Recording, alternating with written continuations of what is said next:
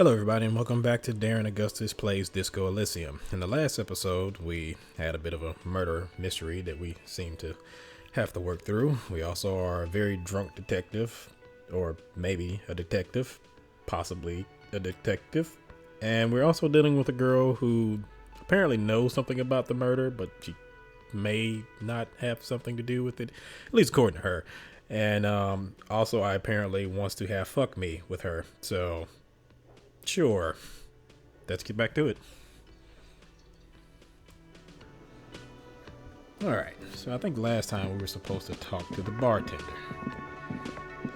McDickbag over here.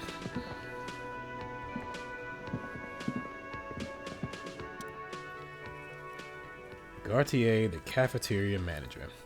The man with the unimpressive beard notices you approaching. He drops the ledger he was holding and turns to the lieutenant. Mr. Gautier? Mr. Gart, right? Gart. Okay. You run this place. Okay, so it's Gart. Fuck that one up. Yes. He responds tersely. I am Kim Kitsuragi from Precinct 57. This is an inter-district investigation, so joining me from Precinct 41... He looked to you realizing he still doesn't know your name.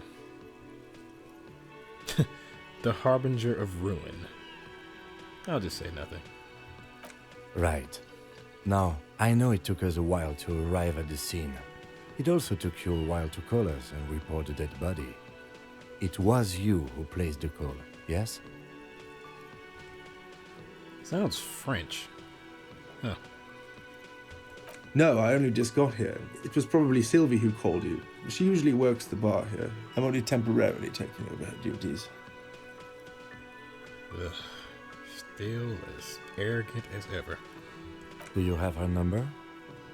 As a matter of fact, I do. He looks behind a pile of coasters, finds a slip of paper, and hands it to the lieutenant. Reaction speed. This sounds like something you can use to call this Sylvie later. Okay. You said you just got here. From where? Are you a local? What? Of Martinez? No, I live in Jamrock. I only sometimes come here to keep an eye on the place. This is just one of the many, many cafeterias I manage. Yeah, shut the fuck up. But you still know your way around, yes? In case we need directions. Yes, I know where some things are. But as I said, I don't live here. I just used to work here. And I'm not going to start working here again, if that's what you think. I didn't imply that. Detective?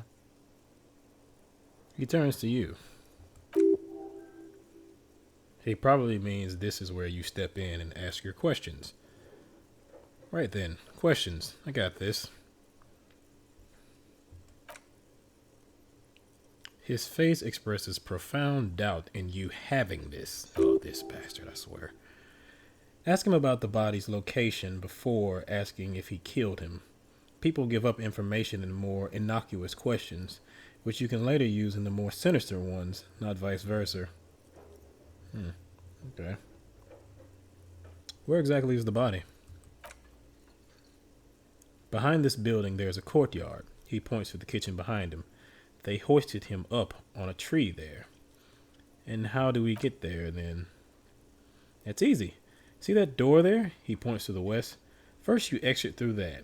Then, to your right, you should see a big hole in the fence. A really big one. You can get to the courtyard through there. No need for the keys.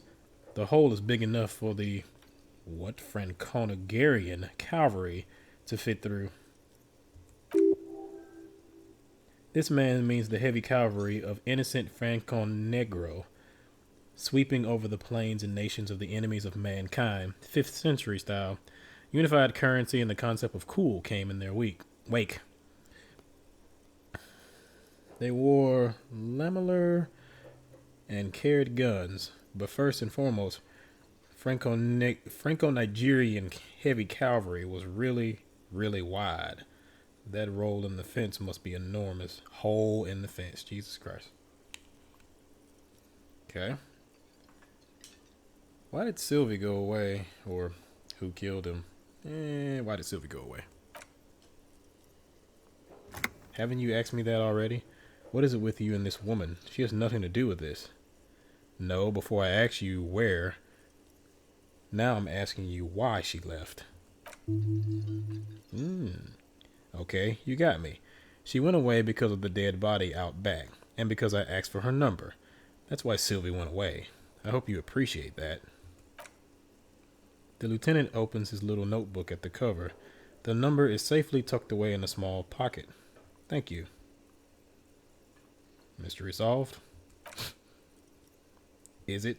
Because I thought you were supposed to be investigating the lynching, not my employer conduct, whatever, douche. This stuff gets on my nerve. I'm a feminist. I guess I like to be thorough. Everything has something to do with everything. Yep. Good for you. Was there something else? I'd like to get back to what I was doing. Who killed him? I don't know who killed him. I'm not the police. That's your job. This is it. He said they hoisted him up on a tree. Who is this they if he doesn't know? Before you said they hoisted him up on the tree. Who did you mean by they? Oh, he's a bit surprised you caught that. People are saying it was the union dock workers, that it was a lynching. Who exactly is saying that? The locals, customers, the people who eat here. A lot of dock workers eat here. Sylvie told me everyone knows the dock workers did it. Did the Debadars themselves tell her this, or is it a rumor? I don't really know. You'll have to ask her. Why would the dock workers lynch this man? I would suppose it's because they have nothing better to do. Again, pretentious as fuck. You mean the strike? Yes, the strike. He makes little quotation marks with his fingers. The man they hanged was a security guard for the harbor company, I hear. A mercenary. The unionistas probably thought they sent a message. And I already asked that. So, but then it's still highlighted. What are you, crazy? Of course I didn't kill him. I have another question. That's all. Let's go. Oh, not so fast. He points to you. You owe me 130 real. Saver fare, medium. Oh shit. What's real? Oh, excuse me. You owe me 130 real. He pronounces the R with a mock aristocratic accent. Of course he's a douche. Of course. The IIR, or the Intersolary Rail, is the global reserve currency. Whatever part of the world you're in right now, it's safe to assume he means you owe him some money. Oh, I understand. You mean I owe you money. Wow, you're a genius. Yes, that's right. Money. You owe this establishment 130 real. He points to the red ledger on the counter. But what exactly is money? What are you, a philosopher? Actually, I might be. Money is what grown-up people use to pay for things. Things like this hostel room, or, he peeks into the ledger, or 8 bottles of potent blend and 9 packs of Royal Extra. We use it for everything, really. Interesting. Where do I get it from? Are you serious? From your work? I don't know. You can take bribes, I guess. He looks at Kim. I'm sorry, I don't think cops take bribes. Some do take recompenses. The lieutenant is dead serious, but only to survive. Why do I need it? For survival to pay me. Unless you want to become a hobo. Do you want to become a hobo? There's nowhere else to stay in Martinez, and it's a cold spring outside. Money doesn't make you happy, but it lets you be unhappy for a while longer. If you run out of money, you die. It's like that for all of us. Me too. That's why I need you to pay me. He stops and says mostly to himself, I'm not an asshole. Let's see. Proceed and show him the coins you found. Proceed, but don't show him the coins. They're yours. Yes, it is. Count them and give them to him. That's 10 plus 10 plus... Wait, that's 10 plus 10 plus 20 equals 40. I am now down to 90, right? What in the hell? That confused me. No, you see, there is a tinge of sadness in his voice. That's 40 cents. Cents are a form of currency 100 times smaller than the rail. I'm not even going to take this. Come back when you have 130 rail. 100 times smaller. Jesus. Yes, but that's horrible. It is. He stands silently looking at the coppers on the counter. Isn't it evil? The order of magnitude between what is asked of a person and what they have? Darkness rides. It does, doesn't it? There's a shuffle of nylon as Lieutenant Kitsuragi looks for something in the pocket of his orange bomber. You're under arrest. What happens now? He turns to the lieutenant. I'm sorry, but he has to pay. I can't let him stay here any longer if he doesn't. If he doesn't have the money by tonight, then he shrugs. Officer, maybe you're better off working this from home for now. You live in Jamrock, right? It's not that far away. I don't remember where home is. Officer, a pattern of creases appear on his forehead. You really need to take this up with your station. I have a shortwave radio in my car. Call them. Ask for assistance. We have to get this investigation started now. Alright. The man wants to say something, then thinks better of it. Good luck. Okay. What is in my inventory? Nothing? Okay. And what else do we have here? Task. Oh, okay. That's just the stuff that we got. Pay for damages. Who made the call reporting the crime? Inspect the victim's body. Blase, blase. Okay. And I can call Sylvie. Okay. Oops. What's this? By the way, where is home? The address is coming up blank, and this place sure isn't it. I really don't remember. But you've been at the hostel cafeteria for only 3 nights. Where were you before? You had to be somewhere. I don't know. Near?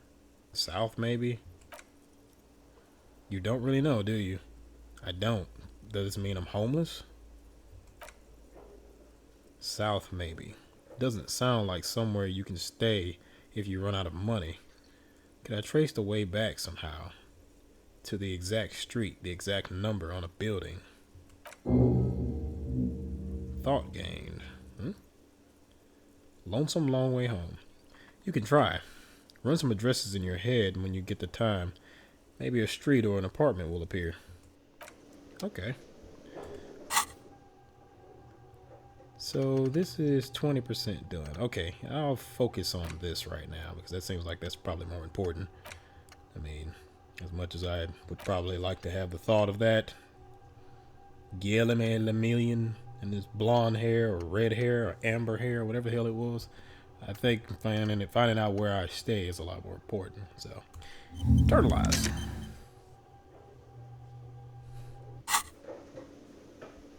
Alrighty. Let's get to that shortwave radio, shall we?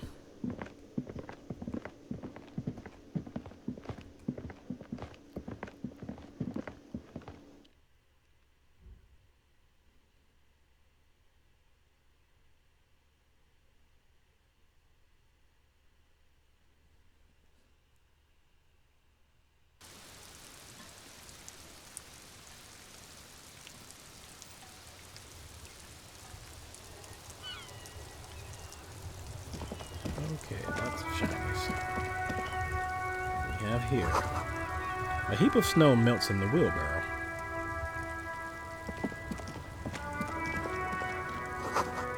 The street sign reads, "Fuck the police." Oh, great. Pigs go home. The street name is eligible. Jeez. Illegible. What type of fucking car is this? It's like a old T-model Ford mixed with like a carriage or something. That's weird. Copris Canema. Before you stands a motor carriage. The bodywork is covered in blue in a white livery bearing the number 57. Vapor emanates from the large engine on the back of the vehicle. It hasn't had time to cool off yet. This must be the infernal machines that tore you from oblivion. The Copris Canema motor carriage. Open the door. In the cabin you are welcomed by a set of steering levers, a radio microphone on a hook, a pull-out toolbox under the seat, and a soft glow of the fuel preheater gauge. A scent of leather work and heavy fuel oils washes over you. Pick up the radio. Wait. What's up with this toolbox? A metallic drawer slides out from under the seat and clicks into place. The tools inside are neatly organized. Take what you need, officer. It's going to be a long case. I'm not protective of my tools like some men are. Okay. The pry bar feels nice and cold in your hands. Everything you think. Useful for opening all sorts of doors and lids. Take the rubber-handled chain cutters. The handles are long and sleek. Snap, snap, go the cutters in your hand. You could do good work with these. Cut chains, locks, ropes, especially belts. Take the hand-cranked flashlight. It's robust, weatherproof, and well-made. Police issue, blue. Lets you see things in the dark you would otherwise miss. Push in the pull-out toolbox. I mean, I guess it's nice that your suit has all those pockets, but okay. Pick up the radio. The frequency tableau lights up, and a green button labeled Prime Line glows like a feline eye. And then you hear something. The soft purr of electrical kittens. Radio waves cast far and wide over the metropolis. A woman's voice greets you through the static. This is Precinct 57. Hello, Lieutenant. How may I assist you? Hello, Alice. Please assist our colleague from the 41st Precinct here. I'm putting him on. Operating the radio is easy. Just be confident. You've probably done it 1,000 times. Come in, Delta 10. This is Firewalker copy. Oh boy. Hi, Alice. This is the officer from the 41st Precinct speaking. Nice to meet you. This is Officer Alice Dimitri, Precinct 57. How may I assist you? Under the green prime line, a yellow saved button catches your eye. I wonder what Kim's default radio station is. Could you connect me to the 41st Precinct? I have something I need to report. Just a second, officer. She puts you on hold, then the static crackling softly like a bonfire. After a while, you hear an old man greet you from the radio. His rattly voice is oddly familiar. Jules Perdue. Okay. I'm gonna butcher all these names. Good God, I'm so sorry. 10-2, 10-5. This is the 41st. Come in. Over. The man uses relay code. You got this. You're a cop, and cops know relay code. 10-4 station, 41. I've got urgent business. Over. 10-4. Message received. 10-5. Relay message. What's your status? Over. Just reporting in. Over. Jesus, all this over and out bullshit. 1018, state your message, sir. What first? I'm in dire need of financial assistance. That's why you have a job. I need to report my badge missing. 10-9, over. My badge. I can't find it anywhere. Basically, it's gone. 10-4, message received. This is a very serious situation. I need to 1022 the captain. Over. Jean Vicmaire. Is it him? A dry voice asks in the background. What does he want? Says he lost his badge and needs to report it. He what? He lost his badge? I'm just gonna say nothing because I'm pretty sure that's the captain. Chester McLean. Who lost his badge? Dick fucking Mullen. Who do you think? It's Officer Dick. He tries to speak through laughter. Mullen from the bestseller Dick Mullen and the Lost Identity. That is definitely a name. Well, then again, I was a big fan of Dick Tracy back in the day, so I guess I can't talk. Dick Mullen is not your name. It's the name of a fictional detective who would not lose his badge. Okay. Defend yourself immediately. They're laughing at you. Come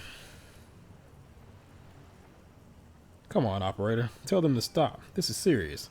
Haha, officer. Has lost his badge. Haha. Like I'm the first cop to ever misplace his badge. He says this has probably happened to other policemen before him and laughs sarcastically. Okay. Oh, god damn it. Is he fucking kidding? The whole station's gonna be dicked for this. The whole station is gonna be dicked. I've heard fuck before, but Jesus. Satellite Officer Vicmere is wondering if you might be joking and adds that this tarnishes the reputation of the entire station. Over. Mullen dicked us. Come on, operator. Tell them to stop. This is serious.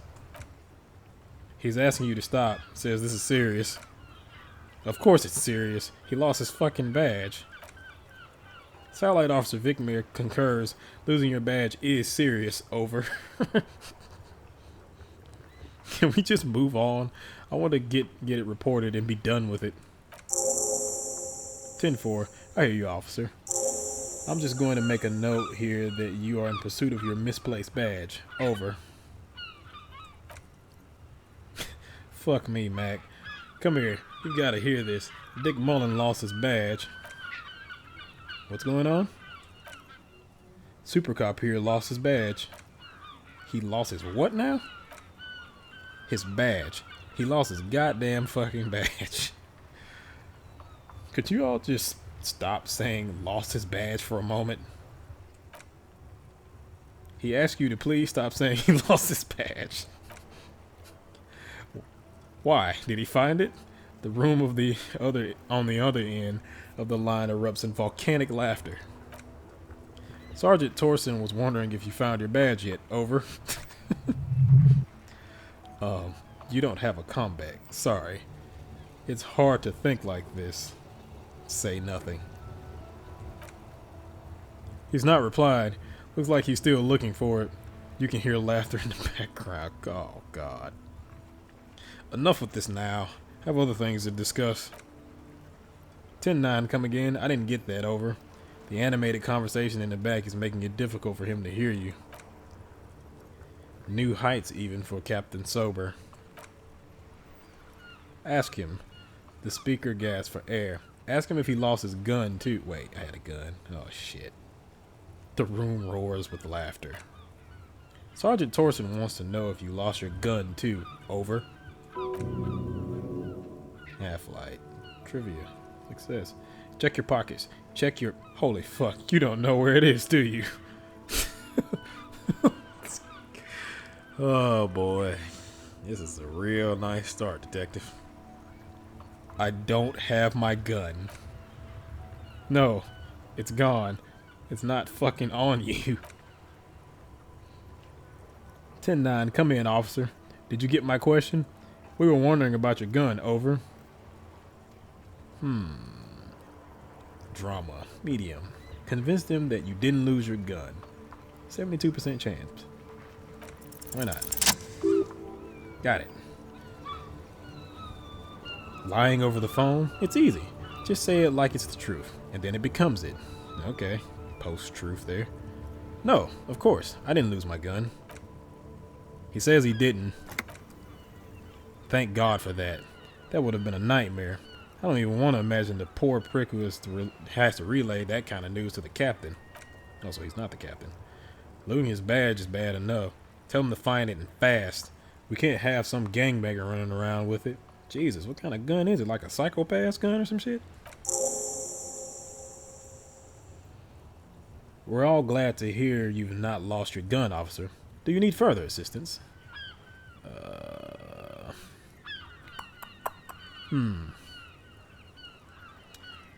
I'm in dire need of financial assistance.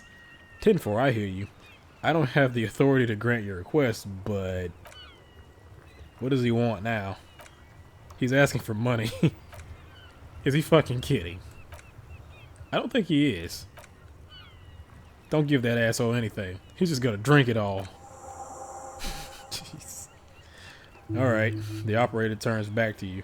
That's a negative on the additional funds, sir. Over. It is paramount to the investigation that you grant me more money. He says it's important to the case. He isn't getting a red cent. You can tell him that. Request denied, sir. Over.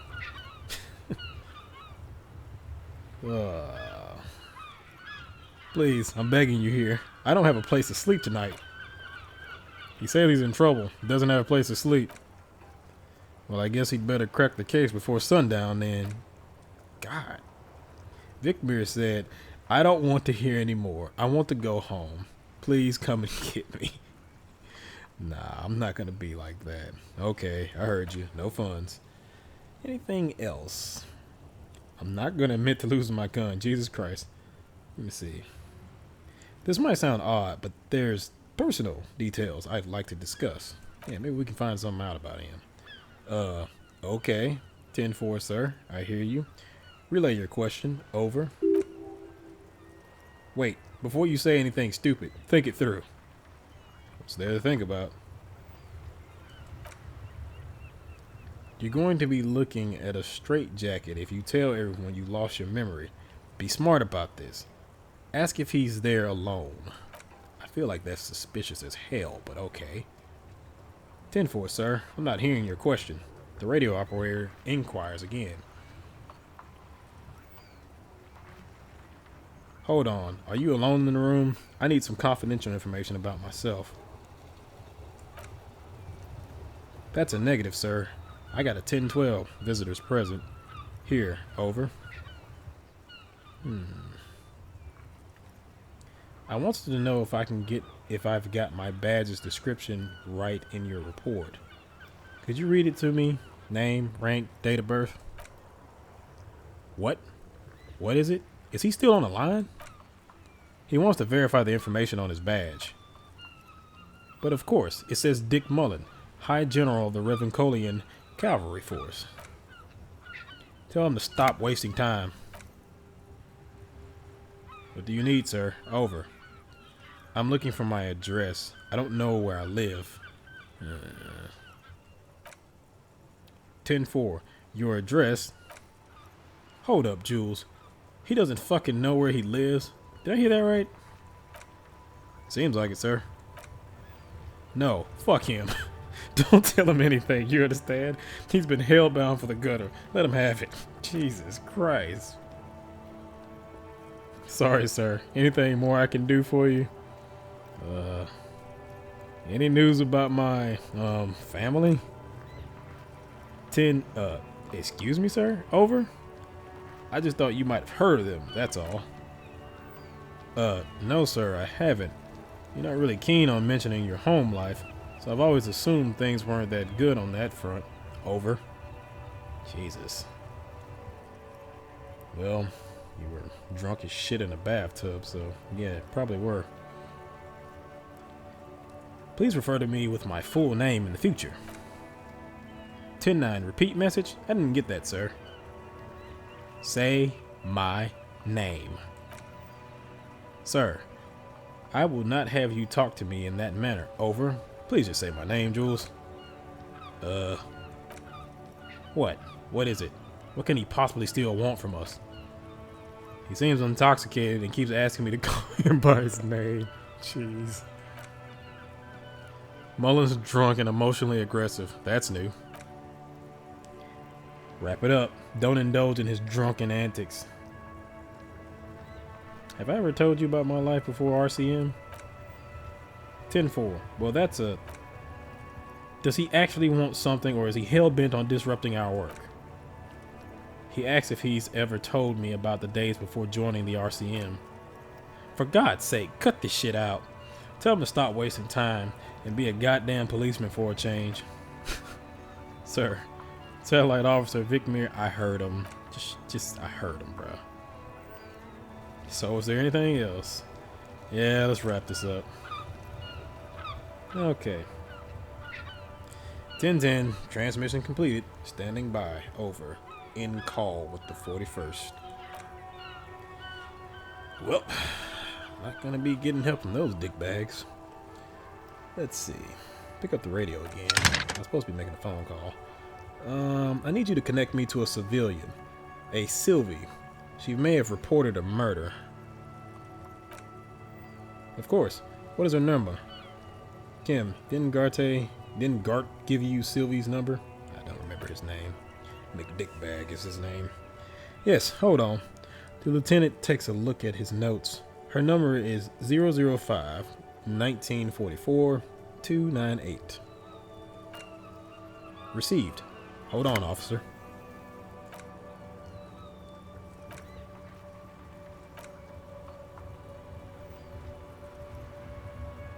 Wait patiently. Lieutenant Kitsuragi slowly begins to tap a little rhythm with his right foot. Quite a lot of time has passed. It's literally been 1 minute.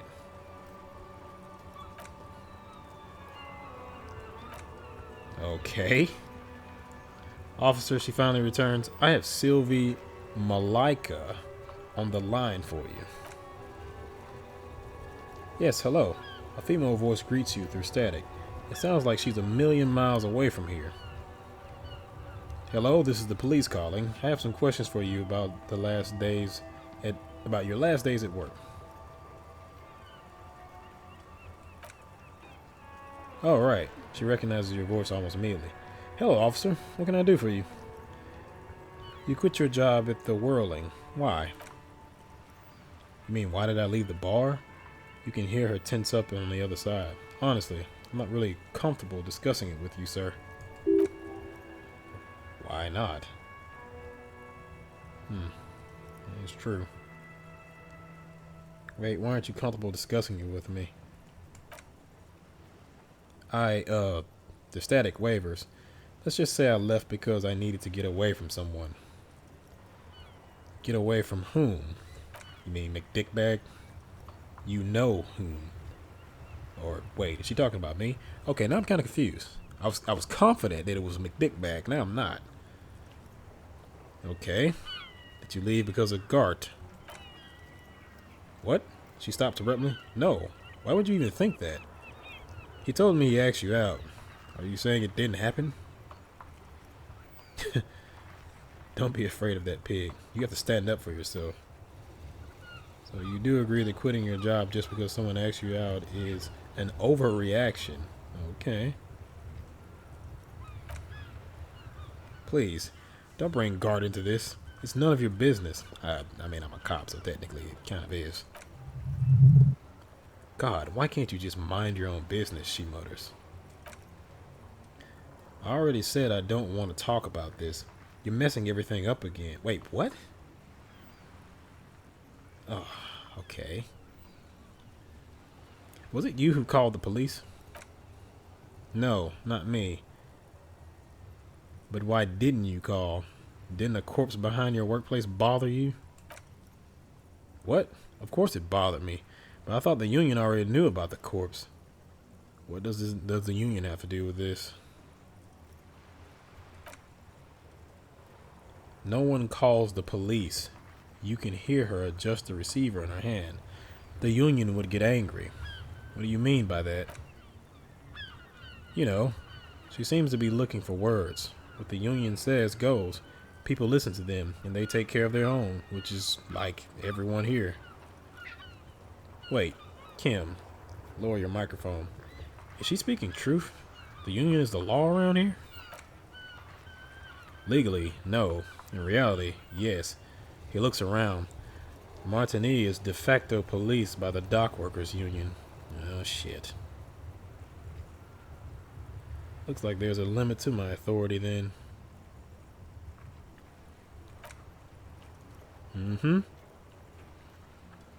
Tell me, why exactly did you let a corpse hang in your own backyard for weeks instead of calling us?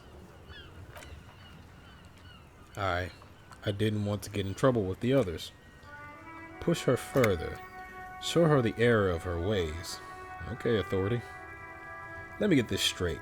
You ignored the law to save your own skin. Or what others? The other people who live around here, local people. I didn't want trouble. What trouble? You don't live here. You don't understand.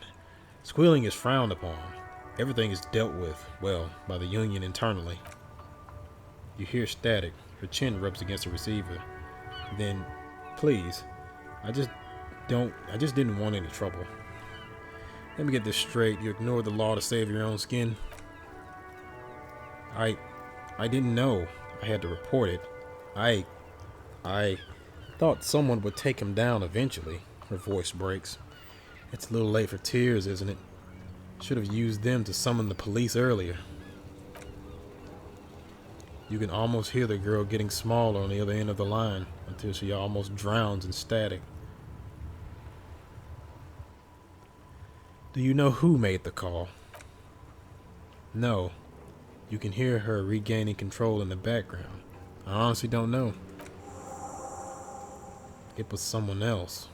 The lieutenant makes a note. We'll find them sooner or later, officer. It just might take a while. Okay, so she didn't make the call. Okay. She's calmer now. Probably because the focus has shifted elsewhere. Have you seen my badge? Yes, I know who you are. You're a police officer. The law. Wait, how did you first learn I'm a police officer? You told me back at the Whirling. You told everybody and showed us your badge. I don't need to hear about it anymore. Yep, I was a dick to her too. Jesus. Oh, no, I haven't. Sorry. Real policemen have uniforms too, by the way. Where's yours? Not my uniform too. God, I should really look into that. Kim doesn't have a uniform and he seems real to me. Yeah, I can go with that. He's in plain clothes, voluntarily. It's different from not knowing where your uniform is. Ah, shit. Okay, fair point. Have you seen my gun? Please, no, not this again. Everyone saw your cool gun, detective. She sounds beyond exasperated. I showed you my gun? When did it happen? You were trying to impress some people with it. Everyone was eating, and she stops hesitantly, not sure if she should continue. What? What did I do? You were waving it around in everyone's face, begging them to describe it. You said it calms you, and then you started making suicide jokes. It got pretty graphic. Oof. Oh, fuck. Oh, those again. I have been trying to wean you off of them. The way you talk to your brain. Off of what? You know, when you put your gun, your actual gun on your temple and pretend to shoot your brains out? Off of that. People don't like that. Yeah, I can imagine. I remember this. You were screaming things like, my brains are all over the wall, painting them red. I won't be seeing it, because these are my brains. I can't see without my brains. Very nice visual there. Oh, Jesus. Oh, God, no. Why would I say that? Why would I threaten to kill myself? I mean, look at the world. I would love to stay. Yeah, this is pretty shitty, bro. But okay, I don't know what to say. Fuck, you can really go there with some of these choices. Me neither. Okay, let's just move on.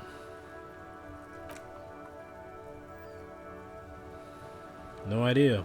All I know is next you were waving around money instead, saying things like, big bucks cannot lie, and guns can't buy money, but money can always buy guns. 5 XP. It almost looked like you pawned it, but believe me, I did not ask. Have you seen my policeman uniform? Uniform? I never saw you in any uniform. You had your things on. The disco things. Oh boy. Yeah, sounds about right. I think I got everything I need. Thanks. I do hope so. Please don't call me again. Bye. She's ready to hang up. Yeah, I'm not gonna pass that. But fuck it, YOLO. Oh shit, really? Okay. Yes, you have obviously done something to upset her at the whirling in rags when she was still working there. Wait, before you go, you're mad at me, right? Tell me, what did I do? I can't remember anything. I'm not mad, it's just the static sighs again. You were so drunk and so emotional all the time, and then the school thing happened. It just made me want to quit. The school? School thing? The stuffed bird. The great school. You threw it against the wall while screaming, "Fuck that bird," and laughing like a maniac. I think you said it had been giving you shit over since you got there. Ever since you got there. Bitch bird got what's coming to her. Jesus. Oh, the dialogue. This is great. That sounds like me. Didn't seem like you had fun doing it, though. So you're telling me that I was the one who made you want to quit? Yeah, I think that's what she's saying. Yes, obviously. You were the worst client I've ever seen. And I've seen so many assholes in this place. Oh, fuck. Are you sure? Because, I mean, Mick Dickbag seems pretty bad. I've had sailors fighting, union guys grabbing my ass, kids stealing booze. Once a guy was glued to the karaoke machine every night for 2 months. But you? Go on. I want to know what I did. Well, you were worse than all of them. Honestly, you were getting borderline aggressive. Even about little things, like not turning down a volume at 3 a.m. I even liked one of those songs you kept listening on repeat. No more. I hate it. Hold on, which song? We Go On by the O.O. She sighs. I can't listen to it anymore. You've turned it into a parody. Oh, shit. Sorry. Sorry about the song. To hell with that song. Then there was your room, your project, an experiment to see how bad it can get in there. I tried to send the cleaners, but you wouldn't let me. Threatened to make me understand. I had no idea what you meant, and I don't want to know. And then you screamed something about how you are a piece of shit human being, and why does anyone even let you work as a policeman? That you'd fire yourself, but you can't even do that. Jesus, sounds intense. And then I had to deal with your toilet, the one you clogged with police documents, causing water damage downstairs in the kitchen. I won't even mention you waving your gun around, harassing customers, threatening to sing karaoke, threatening to kill yourself. Wait, police documents. The ones I had to wrench out of your toilet. What happened to them? Damn it, I don't remember what I did with your damn papers. I don't remember every little thing. Resentment gives way to concern in her voice. Especially when there's a hurricane loose. It's your fault for losing them, not mine. Something in you wants to immediately forget about this, as if there was a reason you threw them away. Okay, I get it. I wasn't a very good tenant. No, you really weren't. You were simply the worst.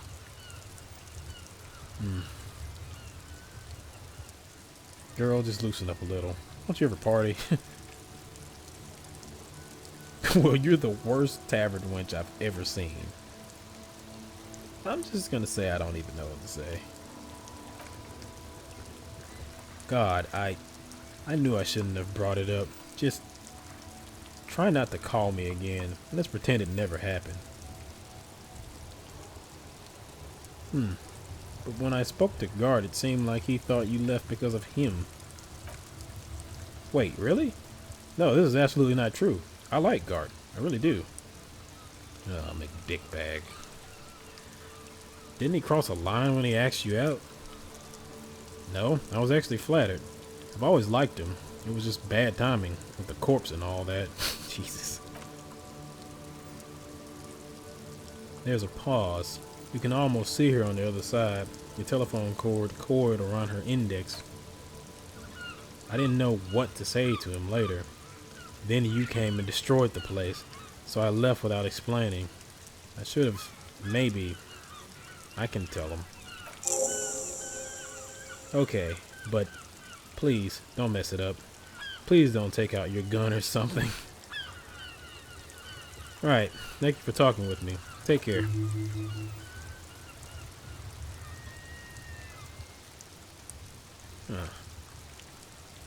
Anything else I can help you with, officer? Nah, I'm done. Alright.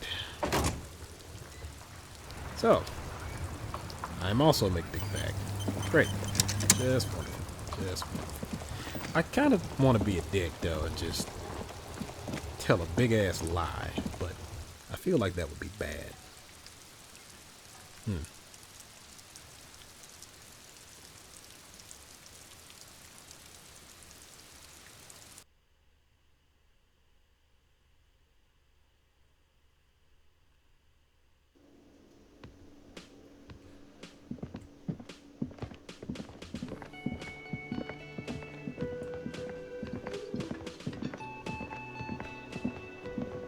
Alright, McDickbag.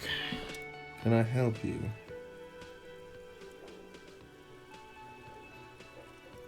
I talked to Sylvie. She left because of me, not you. Wait, what? He looks up surprised. But what about the bird? The bird? Yes, the bird. I found it lying on the floor with a broken wing the morning she left. She didn't break it. I did. I threw it against the wall. You broke the skua. His face is flushed with emotions. A rash covers his neck. I assure you, it was him. Why on earth did you have to break the skua? I just break things. It's the way I am. You know, there's so much to that. That just... oh. I can't believe it. I was so sure it was Sylvie. Even worse, I thought she was trying to send me a message. Symbol of hope and all. A tender type of hope. Something stirs in you. Perhaps this is why you broke it. Alright, he calms himself. Did she say anything else? About me? You know? He repeats. Did she say anything about me?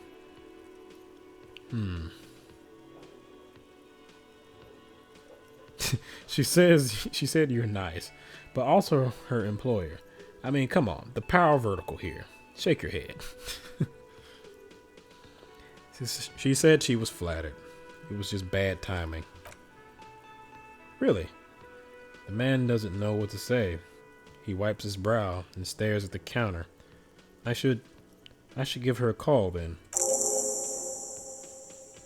Thanks, I guess. He gives you a short nod. Was there anything else you wanted, or... hand-eye coordination. We were sort of hoping there would be a gun, an expensive jewel, or at least a sword in it for you if you deliver the message. Oh well.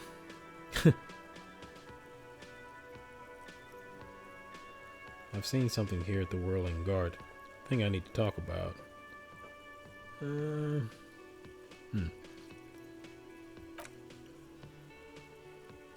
He rolls his eyes. What thing? I saw a sign that said the mess hall is reserved for the Union. Yes, not the whole damn Union, thank God. Just the nastiest and loudest faction. He tosses his head in disdain. They come here in the evenings. Dumb, unruly types. Think they're big shit, but they're good customers. They place big orders and always pay on time. He gives you a meaningful nod. We should find out who this loud faction is occupying the booth. Loudness means talkative, and we need info. How do we find them? We don't. We have to wait. They'll show up sooner or later.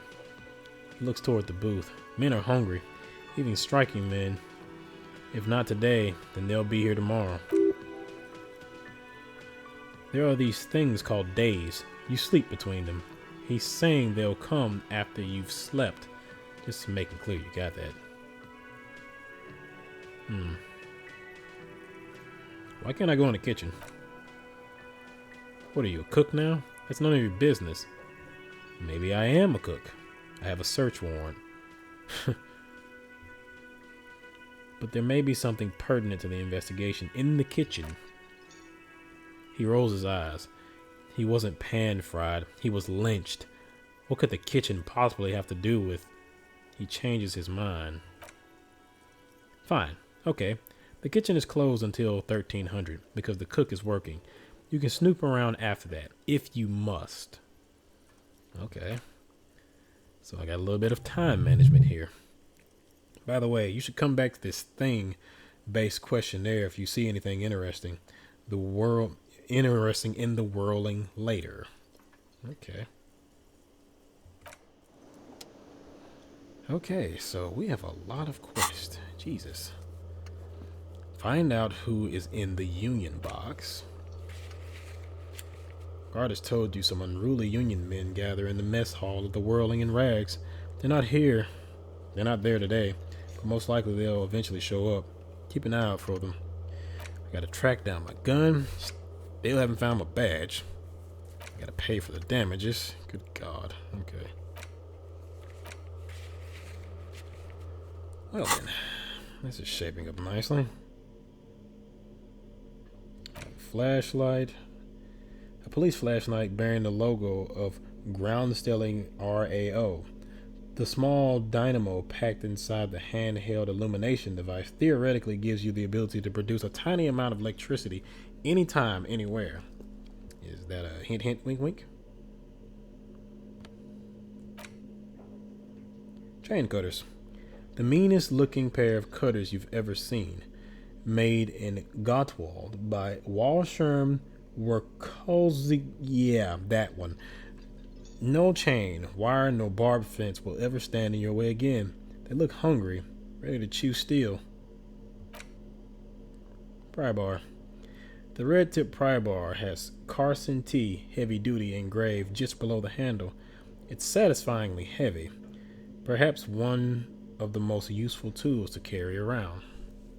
Alright. There is a lot of dialogue in this game. A lot of dialogue. It's not a bad thing. And we still have the character sheet. Intellect is really good. Motorics. How will you move your body? Oh, okay. But my physique is shit. And my psyche is shit. What? Your power to influence yourself and others. Huh. Smart as hell, but can't influence anybody. And weak as hell. But I have good hand-eye coordination. Great. Great. Just great. Alright, so I thought I would be finding out more about the body today, but okay, I guess I won't be finding out more about the body today. So next time, we'll take the body down and discover what else is going on in this town with the Union and everything else in between. So Thank you for watching. See you.